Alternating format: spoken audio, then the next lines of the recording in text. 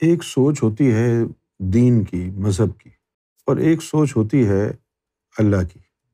دنیا کو مذہب، دھرم اور دین کی سوچ پتہ چل گئی ہے، اللہ کی سوچ کا نہیں پتہ۔ جب اللہ کی سوچ پتہ چلتی ہے تو وہ بات دل میں تو اترتی ہے، لیکن دماغ اکثر لوگوں کا قبول نہیں کرتا۔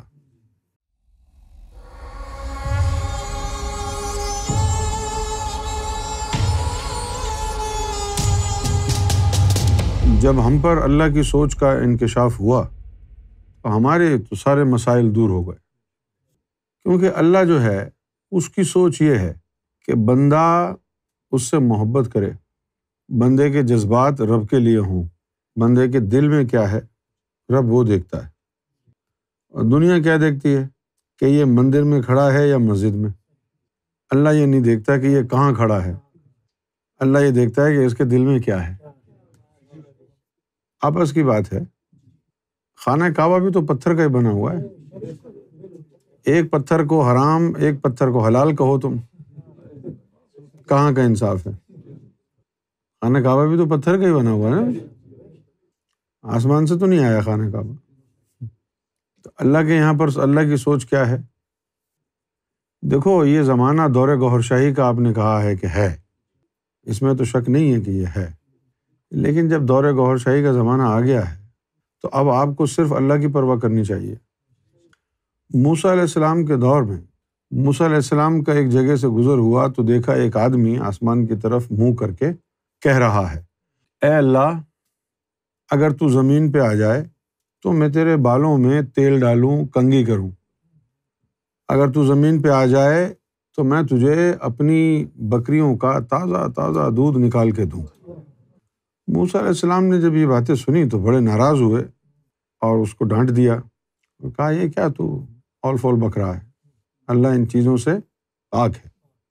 تو وہ سہم گیا اور رونے لگا، روتا روتا چلا گیا۔ اس واقعے کے بعد جب موسیٰ علیہ السلام کوہ طور پر گئے تو اللہ تعالیٰ نے کہا کہ موسیٰ ایک بات بتا، کیا میں نے تجھے دل جوڑنے کے لیے بھیجا تھا یا دل توڑنے کے لیے بھیجا تھا؟ تو موسیٰ علیہ السلام نے کہا، اے اللہ، میں دل جوڑنے کے لیے بھیجا گیا ہوں۔ تو فرمایا، پھر تو دل توڑ کیوں رہا ہے؟ تو اللہ تعالیٰ نے پھر اس انسان کا حوالہ دیا کہ تو نے اس کا دل توڑا نا، جو بڑے پیار سے ہمارے لیے اپنے جذبات کا اظہار کر رہا تھا۔ ہم اس کے لفظوں کو کہاں دیکھتے ہیں، ہم تو اس پیار کو، اس جذبے کو دیکھتے ہیں جو اس کے دل میں تھا۔ یہ بات مذہب والوں کو سمجھ میں نہیں آتی۔ ہر جگہ وہ لے آئیں گے حدیث نکال کے، سورہ بقرہ، سورہ عمران لے آئیں گے، اللہ کی بات نہیں سنیں گے۔ تو اصل چیز ہوتی ہے انسان کے دل کی محبت اور دل کے جذبات۔ ہم یہ دیکھتے ہیں کیونکہ اللہ یہ دیکھتا ہے، ہم بھی یہی دیکھتے ہیں۔ پھر اس کے بعد چچا غالب کا ایک شعر ہے، وہ یہ کہتے ہیں، وفاداری بشرط استواری اصل ایمان ہے۔ استواری کیا ہوتا ہے کہ مستقل وفاداری نبھائے کوئی، بیچ میں بہک نہ جائے، بدل نہ جائے، جس کے کھونٹے سے بندھا ہوا ہے اسی کے کھونٹے سے ہمیشہ کے لیے بندھا رہے، یعنی ایٹرنل وفاداری، جس میں کوئی بریک نہ آئے، انشیکبل۔ تو وفاداری بشرط استواری اصل ایمان ہے۔ مرے بت خانے میں تو کعبے میں گاڑھو برہمن کو۔ معلوم یہ ہوا کہ اگر برہمن کا یقین اور ایمان اپنے بت پر اتنا یعنی اسٹرانگ ہے، پائیدار ہے کہ اس میں کبھی دراڑ نہیں آتی، اس میں کبھی لچک نہیں آتی، تو اسی چیز کا نام تو ایمان ہے۔ یہ چیز جس کو حاصل ہو گئی وہ رب کی نظر میں مومن ہے۔ رہ گئی اب ظاہر کی بات، تو بھائی جو کچھ ظاہر میں آپ کے پاس ہے، مکہ ہے، مدینہ ہے، بنارس ہے نا، ویٹیکن سٹی ہے، یہ بڑے اچھے اچھے مقدس مقامات ہیں، اس میں کوئی شک نہیں، لیکن یہاں جانے والوں کی کوئی گارنٹی نہیں ہے۔ مکے گیا گل مکدی نہیں۔ اب آ گئی ہے بات کہ کیا ہندو بھائی جو ہیں ہمارے، وہ بتوں کی پوجا کریں تو جائز ہے؟ کسی کی بھی پوجا کر لو یار، دل میں رب ہونا چاہیے. دل میں شیطان اور نمازیں مسجد میں، پوجا مندر میں بیکار. دل میں رب ہے تو شکیل کے آگے ماتھا ٹیک لو، کیونکہ مقام محبت دل ہے، رب دل سے ملتا ہے. تو جب ہم کو یہ روحانی راز پتہ چلا کہ بھئی کسی سے بھی وفاداری کر لو، مرشد سے کرو یا حضور سے کرو، اپنے مرشد سے کر لو یا نبی پاک سے کر لو، پکی وفاداری ہو، یا اللہ سے کر لو، بات ایک ہی ہے، کوئی فرق نہیں پڑتا. مرشد بھی وہی ہے، اللہ بھی وہی ہے، رسول بھی وہی ہے، سب کچھ وہی ہے. یہ تو بنا رکھے ہیں لوگوں نے الگ الگ لیبلز، یہ محمد ہیں، یہ علی ہیں، یہ گوہر شاہی ہیں. اگر حقیقت دیکھیں تو کچھ نہیں ہے. ہر پردے کے پیچھے اللہ بیٹھا ہے، ہر لیبل کے پیچھے اللہ بیٹھا ہے. اب یہ پانی کے گلاس ہیں، 4-5 رکھے ہیں، اس کے اوپر آپ اردو میں لکھ دو، اس کے اوپر انگریزی میں لکھ دو، اس کے اوپر فارسی میں لکھ دو، چوتھے کے اوپر سندھی میں لکھ دو اور پی لو. آپ کہیں گے کہ میں پانی پی رہا ہوں، دوسرا کہے گا no I am drinking water, I am not drinking pani. Farsi والا کہے گا کہ میں تو آب پی رہا ہوں. یہ آپ نے نام رکھے ہوئے ہیں، یہ لیبلز ہیں، اندر جو مٹیریل ہے وہ تو ایک ہی. تو اب جائز اور ناجائز کیا ہے؟ ہر وہ کام جائز ہے جس میں رب آپ کے ساتھ ہے، اور ہر وہ کام بیکار ہے جس میں رب نہیں ساتھ. علامہ اقبال نے اللہ کو کہا تھا کہ بات کہنے کی نہیں، تو بھی تو ہرجائی ہے. تو مولویوں نے فتویٰ لگا دیا. انہوں نے پوچھا، علامہ اقبال صاحب نے پوچھا، ہاں جی فتویٰ کیوں لگایا تم نے؟ کہ جی تم شرابی ہو. تو کہنے لگے کہ قرآن میں لکھا ہے کہ میں اپنے بندے کی شارک سے بھی قریب ہوں. جب میں شراب پیتا ہوں تو میرے ساتھ اللہ بھی ہوتا ہے نا، تو جس کام میں اللہ ساتھ ہو وہ غلط کیسے وہ؟ جس کام میں اللہ ساتھ ہو تو غلط نہیں ہو سکتا نا. لیکن جس کے ساتھ اللہ ہے صرف اسی کے لیے ہے، اور جو اس کی نقل کرے گا وہ زندیق ہے. اب جیسے یہ خاتون ہے گرو ماں، آنند مورتی گرو ماں، یہ ولی اللہ ہے، تو اس کو حقیقت کا پتہ ہے، لیکن اس کے باوجود بھی مندر بھی جاتی ہے، ماتھا بھی ٹیکتی ہے، مورتیوں کے آگے سب کچھ کرتی ہے. کیوں؟ کیونکہ اس نے لوگوں کو ظاہر سے باطن کی طرف لانا ہے. اگر اس نے جس دن کہا کہ بھئی تم مندر مسجد نہ جاؤ، یہاں کیا رکھا ہے، تو سب اس کے خلاف ہو جائیں گے. تو اس نے کیا کیا کہ پہلے دل کے اندر رب کی محبت آ جائے. جب رب کی محبت آ گئی تو خود ہی مندر مسجد پیچھے ہو ہٹ جائیں گے. سرکار نے بھی دین الہی میں لکھا ہے کہ تو مندر مسجد گرجا گھروں میں پکارتا ہے، جب رب تیرے دل میں آ گیا تو رب دل میں پکارے گا. پھر جب تیرے دل میں رب آ گیا تو یہ مسجد مندر اور اس کے اندر عبادت کرنے والے، پوجا کرنے والے سب تیرے پیچھے بھاگیں گے.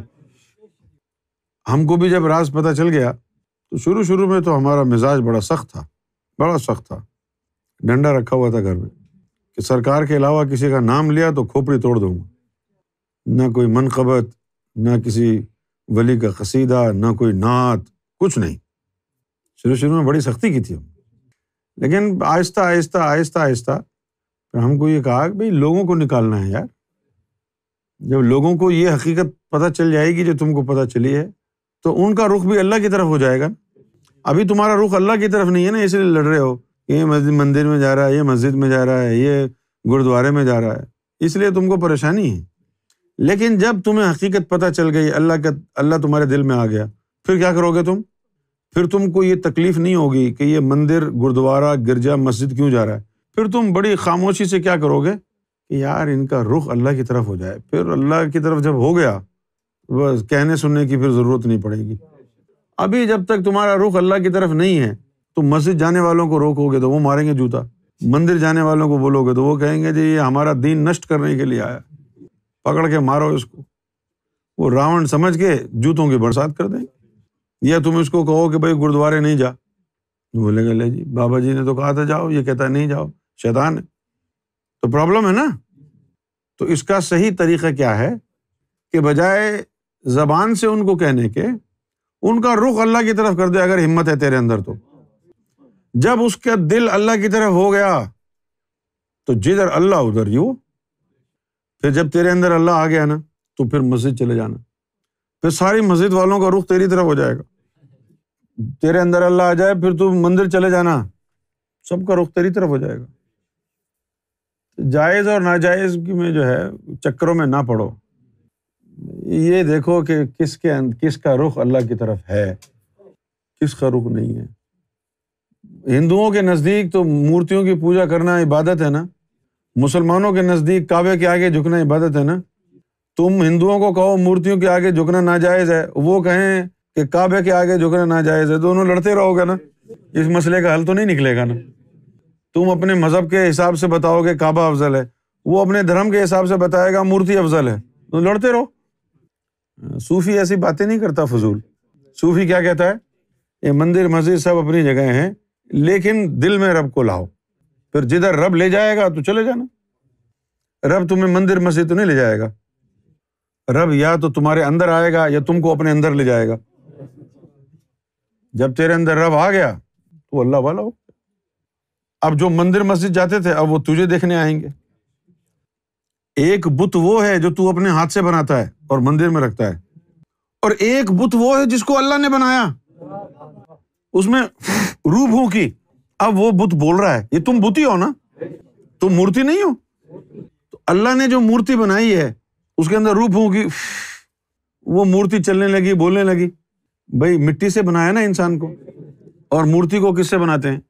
مٹی سے۔ تو انسان میں اور مورتی میں کیا فرق ہو گیا کہ اس میں روح نہیں پھونکی، تیرے اندر اللہ نے روح پھونک دی ہے، تیرے اندر اللہ نے روح پھونک دی ہے، اس کے اندر روح نہیں پھونکی۔ بس جب اس مورتی میں اللہ آ گیا تو پھر ساری دنیا اس مورت کی پوجا کرے گی نا۔ ہر مرید نے اپنے مرشد کی پوجا کی، اسی کو رب سمجھا۔ دیکھو تو ہے تو وہ بھی مورت ہی نا، مورت ہی ہے نا۔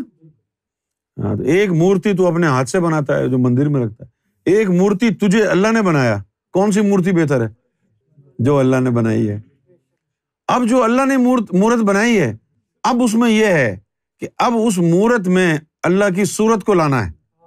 جب اللہ کی صورت اس مورت میں آ گئی نا تو بس ہاتھ میں آ گیا تو انسان ہے، نہ ہاتھ میں نہیں آیا تو رب ہے۔ ہم نے کہا کہ ہم نے جو تعلیم بیان کی لوگوں کو، اس پہ لوگوں کو بھروسہ نہیں ہے، تو ایسا کر، ہم نے لوگوں کو بتایا ہے کہ پتھر میں روح جمادی ہے، وہ ہل نہیں سکتا۔ ہم نے لوگوں کو بتایا ہے کہ درختوں میں نباتی روح ہے اور جمادی روح ہے، اس لیے وہ پروان چڑھتے ہیں۔ ہم نے لوگوں کو بتایا ہے کہ جانوروں میں تینوں روحیں موجود ہیں، جمادی بھی، نباتی بھی، حیوانی بھی۔ حیوانی روح کا کیا کام ہے؟ دو کام ہیں، ایک شکل و صورت کا ہونا، دوسرا حرکت کا ہونا۔ درختوں میں حرکت نہیں ہے، شکل و صورت نہیں ہے، کیوں؟ اس لیے کہ ان میں حیوانی روح نہیں ہے۔ اس نے کہا تو پھر کیا کریں؟ میں نے کہا کہ تم ایسا کرو، کچھ پتھر ایسے رکھو جس میں روح نباتی بھی ڈال کے دیکھو۔ میں نے کہا تم ایسا کرو، کچھ درخت ایسے رکھو جس میں حیوانی روح بھی ڈال کے دیکھو۔ اس نے کہا ہم نے ڈال دی ہیں۔ اب تم دیکھو گے کہ کچھ درخت ایسے نظر آئیں گے جن کی انسانوں جیسی صورت ہے، جو کل یہاں تھے پھر پرسوں یہاں پہنچ گئے۔ یہ کیا چیز ہے؟ یہ نشانی ہے اللہ کی۔ یہ نشانی کہاں سے آتی ہے؟ جو انسان کے اندر رب نے نشانی رکھی ہے اس کے کہنے پہ آتی ہے۔ ایسے درخت بھی پائے جائیں گے جن کی شکل و صورت ہوگی، پہاڑوں کے اندر ایسے نئے نقش بھی پائے جائیں گے جو تم کو لگے گا کوئی انسان کھڑا ہے۔ یہ سب امام مہدی علیہ الصلوۃ والسلام کے آنے کی تیاریاں ہیں۔